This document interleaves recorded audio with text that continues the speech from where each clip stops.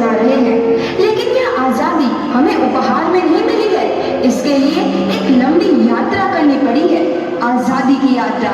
इस यात्रा में हजारों लाखों लोगों ने अपनी जान की कुर्बानी दी। 1919 जलियांवाला बाग। आज हमारी बैसाखी का दिन है, लेकिन पूरा पंजाब बैसाखी नहीं मनाएगा।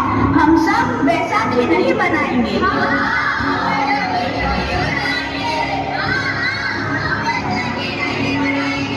जब तक हम अंग्रेजों को भारत से बाहर नहीं निकाल देते, पूरा पंजाब बैसाखी नहीं मनाएगा। अच्छा, तो तुम सब हमारा विरोध करता हो, भाग जाओ यहाँ से। इसका अंजाम बहुत ही बुरा होगा। हम नहीं जाएंगे, तुम लोग जाओगे। हमें नहीं, तुमको भारत से भागना होगा। Soldiers fire!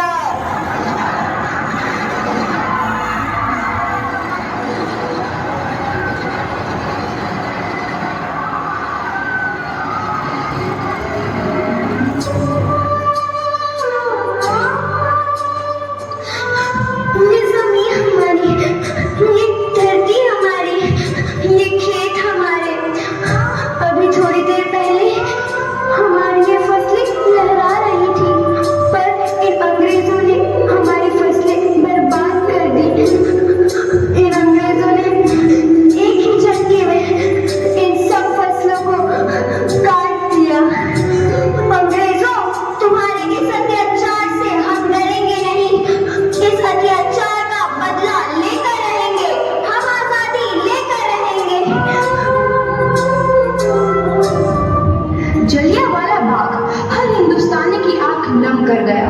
इस कांड में कितने मासूमों की आहुति चढ़ गई, इतनी हैवानियत से इंसानियत कत्ल कर दी गई। जलियांवाला बाग के हत्याकांड ने आजादी की आग में घी देने का काम किया।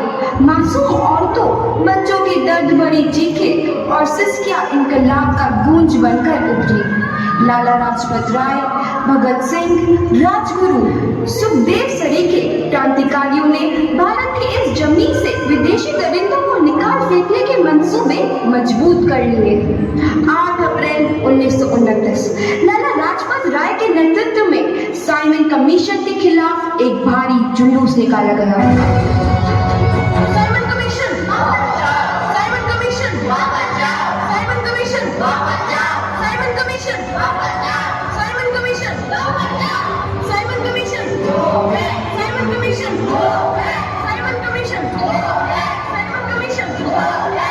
बेवकूफ इंडियंस, तुमको हमारी बात समझ में नहीं आती। Stop please. साइमन कमीशन नहीं मानता। आई से स्टॉप दिस। लाला जी, आप आगे बढ़ो, हम आपके साथ हैं।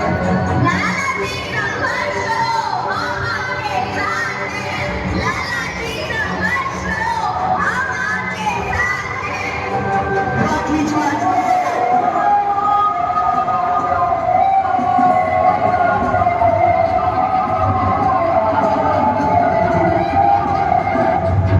लाला जी को तो बहुत गहरी चोट लगी है, उनका सर फट गया है। मेरे शरीर में लगी एक एक लाठी अंग्रेजी सरकार के कफन में कील का काम करेगी। ये आजादी की लड़ाई रुकनी नहीं चाहिए। ये जिम्मेदारी मैं तुम सबको सौंप कर जा रहा हूँ।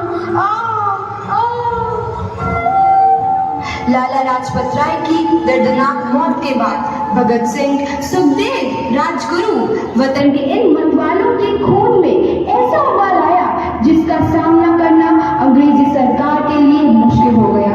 अंग्रेजों को करारा जवाब देने के लिए स्कॉट और सैंडर्स को मारने की रूपरेखा रची गई।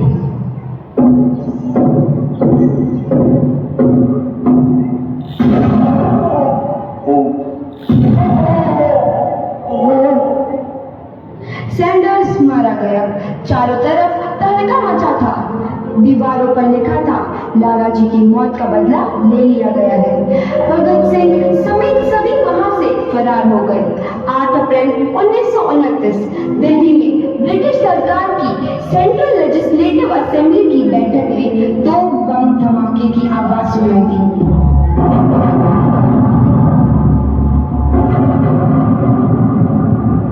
इन धमाकों ने अंग्रेजी हुकूमत को हिला कर वाले भगत सिंह, राजगुरु और सुखदेव ने अपने आप को अंग्रेजों के हवाले कर दिया। 1930 को अदालत ने अपना फैसला सुनाया।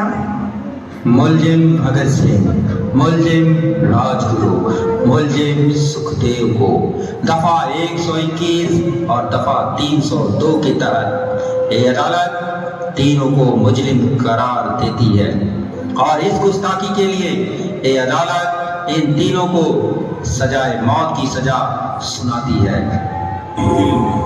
सरफरोशी की तमन्ना अब हमारे दिल में है, देखना है जुल्म कितना बाजुए कातिल में है।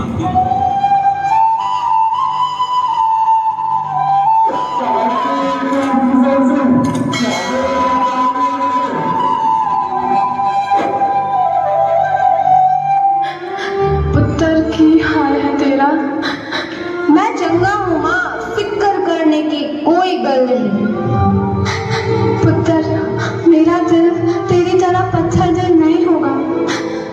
तेरी ये गला सुन के मेरा कलेजा फटे जा रहा है। माँ, मेरा दिल कोई पत्थर जैसा नहीं है, एक वतन परस्त का दिल है जो मेरे देश प्रेम के जज्बे को ताकत देता है। बेटा, मेरा लाल।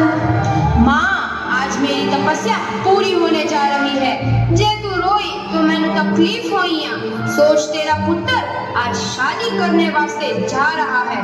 फर्क केवल इतना है, वो घोड़ी पर नहीं फांसी पर चढ़ने वास्ते जा रहा है।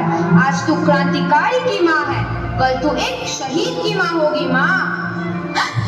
पुत्र भगत, तू इतनी छोटी उम्र में हम सबको छोड़ के चला जाएगा?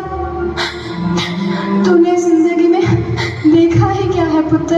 मैंने अपनी माँ देखी है, जिसने मुझे एक ही बात बताई है कि बेटे, अपने देश के लिए एक बार मरना 100 बार जन्म लेने के बराबर होता है। अच्छा माँ, अब आशीर्वाद दे, आखिरी बार विदाई लेने का समय आ गया है। भगत, मेरे लाल।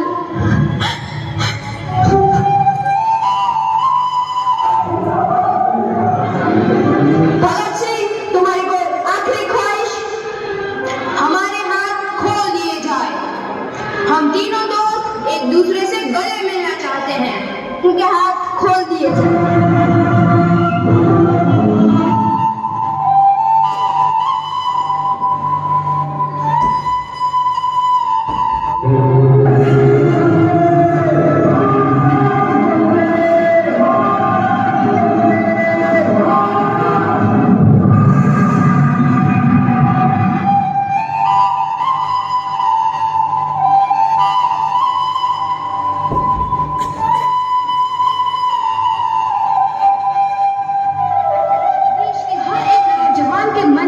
आजादी की नई उमंग हिलोरे लेने लगी। अंग्रेजों भारत छोड़ो का नारा जोर पकड़ रहा था। सबने एक आजाद भारत का सपना देखना आरंभ कर दिया था। हर कोई अपने अपने ढंग से इस महायज्ञ में अपनी आहुति दे रहा था। सुभाष चंद्र बोस, रानी लक्ष्मीबाई, तात्या टोपे और मंगल पांडे जैसे शहीदों की कुर्बानियां दी गईं। 15 अगस्त 1947 को भारत आजाद हुआ।